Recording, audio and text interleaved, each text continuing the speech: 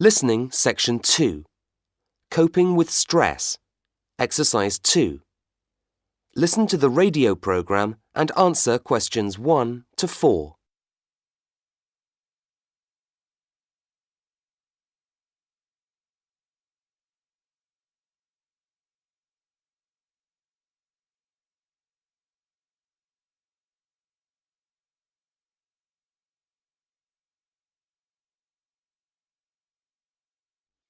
And now, after that old favourite from the Corrs, entitled I Never Loved You Anyway, we have Dr Claire Greenhill to talk to us today about stress in the workplace.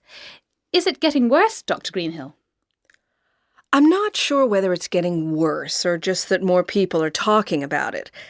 Certainly lots more people are complaining about it.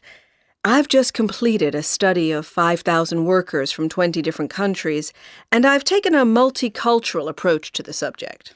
And what have you found? That broadly speaking, the causes of stress are similar the world over.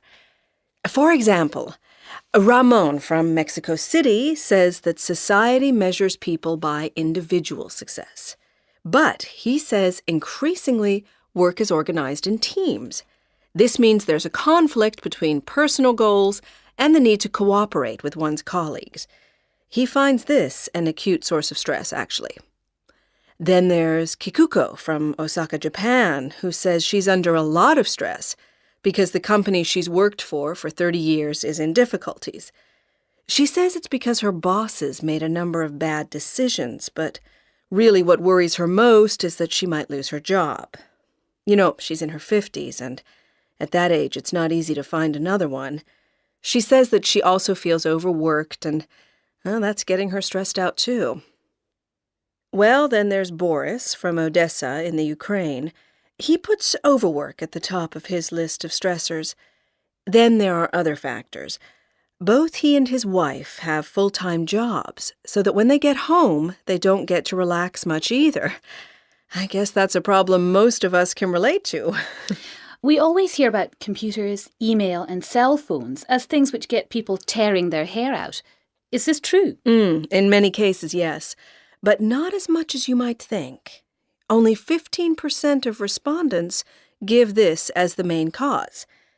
Etienne from Quebec, Canada is one, though he also mentions change and the feeling of being a victim of circumstances beyond his control.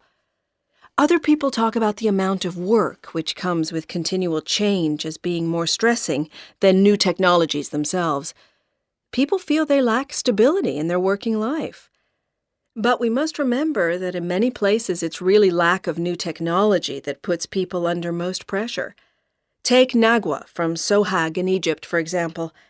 She says that for her, the main source of stress was working in noisy, hot, unventilated conditions day in, day out, and with no end in sight. So it seems we can't win either way. Before the radio program continues, look at questions 5 to 10.